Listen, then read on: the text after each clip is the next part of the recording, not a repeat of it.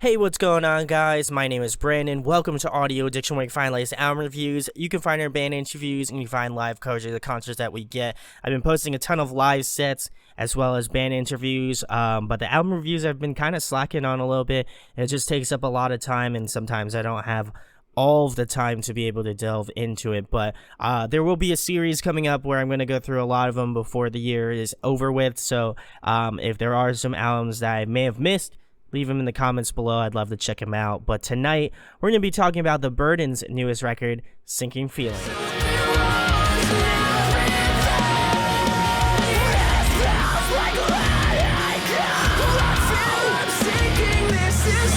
So I did an interview with this band back in I think it wasn't last year, maybe it was 2017. But I had found out about them. Shouts to Dreambound. They're a great other great YouTube channel where I find a good majority of up and coming underground artists. So if you are a fan of that, go check this stuff out. Go check out their page. But I've been really on the wave about these guys for a little bit. They released a record called Modern Disease in 2016, and they released an EP last year, The Presence of Past Tense. That was great too, and I was excited that they were working on a full length, and that they were working on new material. They know very much well how much I bugged them about sending it to me, so thank you guys for sending it over. I'm gonna go through each track, give you my thoughts and opinions on it, go through some pros and cons, and finish it out with an overall rating. So the first track is I Didn't Want to Wake Up. This one is very cool. I love the stuttery intro and how it kind of breaks it into the song, instrumentally, and I think also vocally. And I also know that they had mentioned it in the interview that we did, that they're very influenced by Under Oath. I don't think they are very shy about saying that or admitting to it, but you can hear the influence in a lot of these tracks. But I would say more specifically in this one, it has that Under Oath vibe to it, especially like Define the Great Line, maybe Lost in Sound of Separations. Definitely a combination of probably their best three records. And Jake does a great job of just kind of balancing the cleans and the screaming duties. I know Rob does some vocals. I don't know if he did any vocals on this record or not, but I know he's done it live because I've seen some live videos. But he just does a great job of balancing those two. I think his screams are very good, and I like in future songs how he kind of like branches out and does has a little bit more depth to how he screams, or in terms of his singing, his vocal range, like, going for more of the lower register or the higher register, is really appreciated. As, somebody who listens to a lot of music, I love the variety and the textures of people's voices, and also those kind of like in-between moments where there's like a little bit of clean singing / screaming, almost like yelling, very similar to like what Sam Carter does in Architects. But super great job, especially on this song by Jake. I love the high energy of this track and just how it starts the record off. I feel like it definitely sets the record off in the right pace. What you hear in this song, I feel like, is what you're going to hear in a lot of the songs that you hear on the record. But as I had mentioned before, they're big proponents of Under Oath, and I'd say the most of where you can feel and hear that influence is in the second verse, and also in the breakdown at around the 2 minutes and 33 second mark. It's around the 2 minutes and 53 second mark as well. I think it's really tight as well. And the electronic influence as well, I feel like, pulls from Under Oath. They do a lot of, I know Chris from Under Oath does a lot of those sort of electronic beats, or does kind of more of an electronic variety into how he does his parts in the songs to kind of create textures. I think is very well spoken in a lot of these tracks, and just the way that they kind of just flow into each other is really solid. And I think it also shows off their ability as players and writers, the way that they are able to kind of finagle songs to fit one right after another, so that they almost kind of bleed into each other. So we're gonna move into track number 2, which is Appel du Vide. I am not French, so if I butchered that, I'm sorry.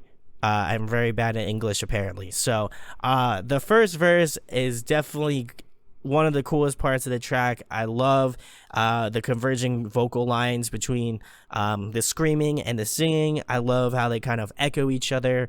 I think that is really solid, and I know a lot of bands tend to do something similar to that, but when it's one vocalist, I think it's really solid, and I think it would be more interesting to see how they play that off live. I would assume that Rob does the clean vocals and Jake does the screaming. I could be very wrong in that instance, but that would be my educated guess on that.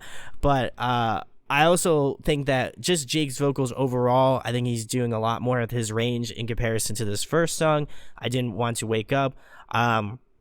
And I just love instrumentally. It's super solid. What you expect from a great post-hardcore band, I think they bring to the table. So we're going to move into track number 3, which is This Feels Like Letting Go. This is the first single that they had released. And as a single itself, because I always love talking about just the singles itself and how they kind of pair with the record, but this one I feel like represents the record pretty accurately, actually, but I also feel like it could stand on its own as well, and just the way that it represents those sort of like heavy moments, that those harsh moments with the screaming that's done by Jake, but it's also represented very well by the melodicness of how Jake does his cleans, and just the balance of those two things as well, I think really is represented both well in the single aspect of it, but also in the album context.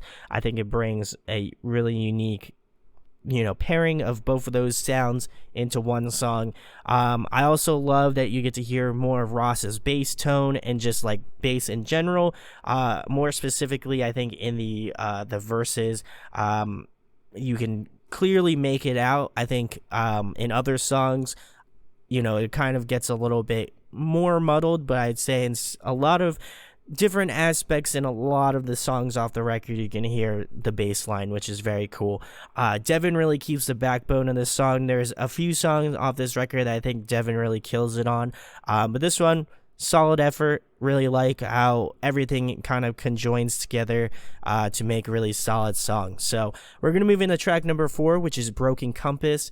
Rob really brought some awesome riffs to this track. As a guitar writer myself, those are things that I like to pick out and be represented in some of the reviews that I do.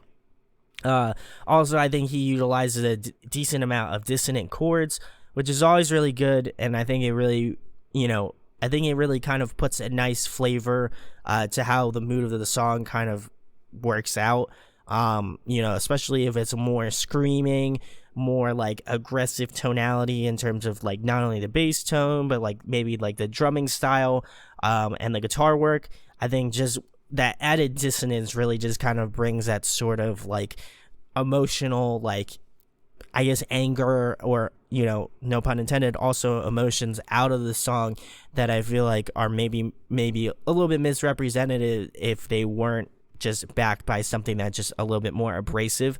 I also like that the screaming parts just obviously bring out a lot of the anger and the pain that you hear in the writing and just the way that you should feel about listening to a lot of these songs. But probably my favorite part was the ending, and that was at 2 minutes and 13 seconds to around the 2 minutes and 36 second mark. Just that last breakdown bit was super solid. I think they've been able to kind of encapsulate that sort of powerfulness of a breakdown. But there's also another song later on that I feel like they kind of, I wouldn't say avoid it, but I think they really kind of use it in a different way that I'm really excited to talk to you guys about. But we're moving to track number 5, which is Synesthesia. I don't know, again, English is a very poor language for me to understand and to speak, so I don't know why bands give me a hard time trying to figure out these names, but I'm doing what I can. But getting back to the track, I think this track is just, for me, ranks super high in all of the songs off this record. I'm really not going to say which ones are my favorite. I mean, most people at this point can deduce which ones my favorite are, but this one is just so interesting, and I think it's interesting in comparison to the tracks that we've heard now and future tense, the tracks that we will be talking about. It's got such a uniqueness to it. It's like very heavy lyrically and like emotionally from Drake and Jake. Sorry, it sounded like Drake, but it was definitely Jake. But anyway, just the power behind that is just super, just refreshing. And I mean, I know a lot of bands write emotional stuff when it comes to like the screaming, because there's just that added layer of emotion that you feel when you hear it. It's almost cathartic a little bit. But I think juxtaposed with this sort of like ethereal, beautiful guitar work that Rob's able to create in this song, and just like the rest of the band, Ross and Devin, on their respective interest bass and drums, I think that this one is definitely one of the top ones, just because it's just so powerful, and it's one that I wasn't really expecting, and it's kind of at the midway point of the record that I feel like really kind of balances those sort of heavier tracks, because a lot of the first four are pretty heavy. So this is a nice change of pace. I love how it kind of almost is like a palate cleanser for the rest of the record. So we're going to move into track number 6, which is Lowercase in capitals. This one features our lovely homies in Widmore as well, another classic Canadian band. But this is by far my favorite and the best track on the record. I know other people could argue about certain other ones, but for me personally, I have a lot of love for Widmore. I've been a big fan of them for a while. If you haven't checked them out, please go do so. But I'm also a big fan of the Burdens, so to have them see them both on one track, I think is very awesome. And I couldn't even imagine the time arrangement to get that to work. But the chorus is super huge. I love the conviction, coming right out the gate. It's just super strong. Especially with Jake's words. I think the lyrical content on this record is really solid, but I really liked it in this track particularly. Widmore, I think, comes in at around the 1 minute and 23 second mark to around the 1 minute and 45 second mark. I also feel like there was definitely some other parts in this song that have that sort of Widmore flair to it with them. I know I could definitely hear Rule at starting off the guest feature, but I feel like Jeremy may have been a part of this song. They can confirm or deny it, but I think it was just utilized super well. I love when bands kind of utilize a guest feature to the best of their abilities, as as a band, and also as, just for me, a fan of what they do both individually. I think it was overall just a really fantastic track that utilizes both of those bands at their best abilities, for sure. So we're gonna move into track number 7, which is Paler Shade. I was really kind of interested to see how they're gonna follow that up, because just chorus wise, I think that was one of my favorites, and just like the whole track in general. But I was really kind of convinced that it was just going to be hard to follow up, but they really did a great job with Paler Shade. I think it's really aggressive at the gate, and I think they really keep that energy of Lowercase and capitals that I was obviously hoping that they would continue on with. But I really dig the chorus a lot in this track as well. But the coolest thing about this track, I think, in my opinion, is at the 2 minutes and 14 second mark. I know I had mentioned it in Synesthesia, but they could have definitely set up for a breakdown at that part, but avoided not to. And I think as a creative choice, I think it's very cool. And I think it went out pretty well, considering, because there could have definitely been a sick breakdown at that point. But for them to kind of switch it up and make it a little bit different, I think adds to the memorability of this track, because it's not just like when you hear that big like crescendo moment, you're like, oh man, there's going to be a big hit. And I still think there is, but maybe not to the effect of a breakdown, but as a creative choice, it's very solid. So we're going to move into track number 8, which is Static C. This one, I think in certain parts has a sort of Every Time I Die vibe. I'd say more specifically in the breakdowns of this track, the writing feels very much along those lines. And if you were expecting just a really just balls to the wall heavy track, this is the one to give a listen to, because I think it is the heaviest track off the record. Just right out the gate, super strong. But there's also a great balance of melodic moments as well. I don't want you to think it's just a straight heavy track, but I think that a majority of the reasoning behind the track is definitely heaviness. So give this one a listen if you're looking for that just sweet heavy track. So we're gonna move into track number 9, which is the title track of the record, Sinking Feeling. And this one's going to be underrated, I think, for a lot of people. It's a little bit softer at first. It starts off pretty, like, melodic, very serene. And as the song kind of goes on, it builds, it grows. And then they really kind of take it to a nice crescendo towards the end of the song. And I think it really shows off the versatility of their band. It's not just, like, they were like, oh, well, we're just going to do a completely slow track and really kind of keep everybody, like, mellowed out after the past couple songs that have been a little bit more heavier. I think they gotta find a nice balance of both, the little bit of rock or like alternative rock heaviness, but also paired with some of the more melodic parts of the burden.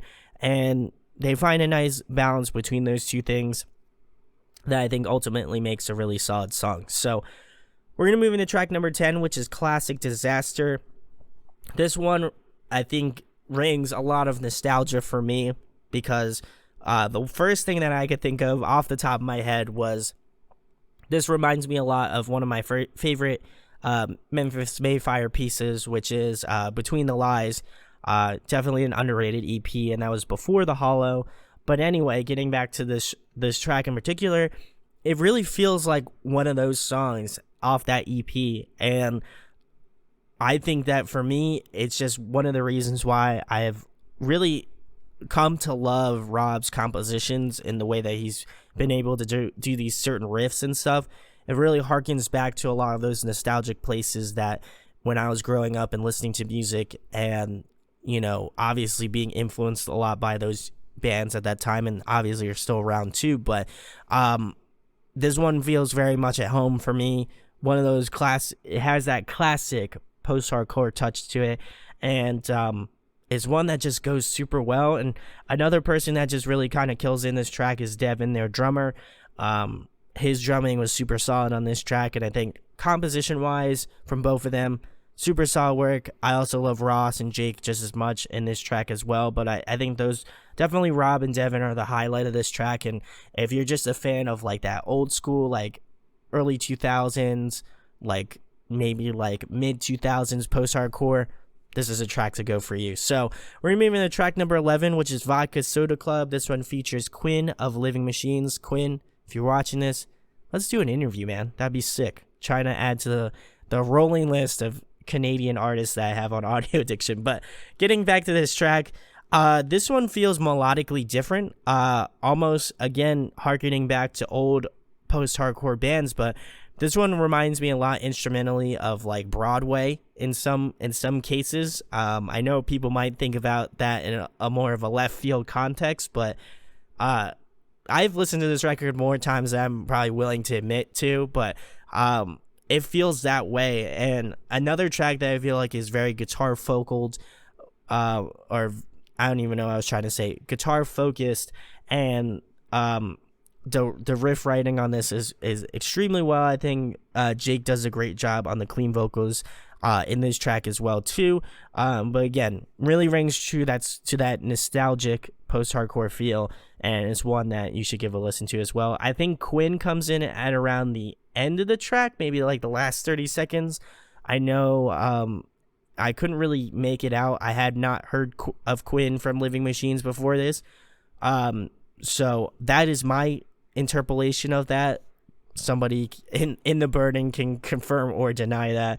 That would be greatly appreciated. So we're going to move into track number 12, which is Something Borrowed, Something Blue. And this one is really good as well. It reminds me a lot of like Silverstein in some respects as well. But I also feel like instrumentally, the song is arranged super well too. It also feels very Silverstein-esque too. Jake's lower register is really solid in this track. I think he didn't utilize it enough on this record, and I'd love to hear more of it, maybe in future releases. But there's certain parts of this track that I felt like were really solid on his part vocally, but hadn't been really kind of utilized maybe in songs that preceded this one. But really cool. I also think another really nice touch in the track, as around the 1 minute and 45-second mark, there's this nice time change that is mostly middle of the way through the track, and I think it is just a nice little musical touch that I feel like people might mow over a little bit. But overall, I think they just went really all out on this track. It feels very much like the closing track, even though they do have another track after this one. But as a band collectively, it feels like a closeout track, and I don't think they could have ended it in that respect in the best way that they could. So we're gonna move into the last track number 13, which is 2793. I don't know the numerical significance of the track, so you might have to ask Jake on that. But this one was really solid. I think this one took me by surprise every listen, and it's just beautifully serene. It's soft. Jake's vocals really kind of cut through, and I also feel like it shows off his softer side, which you really didn't get to hear too much on this record per se, but just the way that he kind of invokes this emotion and the guitar writing that I assume is from Rob, but I know Jake also plays guitar as well, so could have very well been him. But it's just a really serene track to close the record off with, and I think, again, showing off their versatility as a band and able to do something different, much in the same vein or feeling that I have about Paler Shade. It just shows off their ability to kind of change and morph as the record goes on. And so I think they could have ended the record with either this track or Something Barred, Something Blue. I think either one of those could have really easily been the last track off the record, and I think they would have closed it out super well. So some pros and cons that I have about it. Pros, there's some really great heavy moments, great classic post-hardcore moments.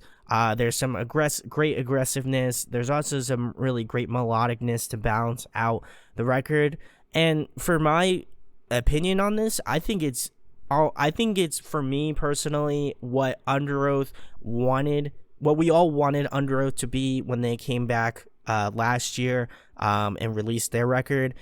I think this is what we were all expecting but didn't get. So The Burden, thank you for releasing Underoath but under a different name. You guys are the best.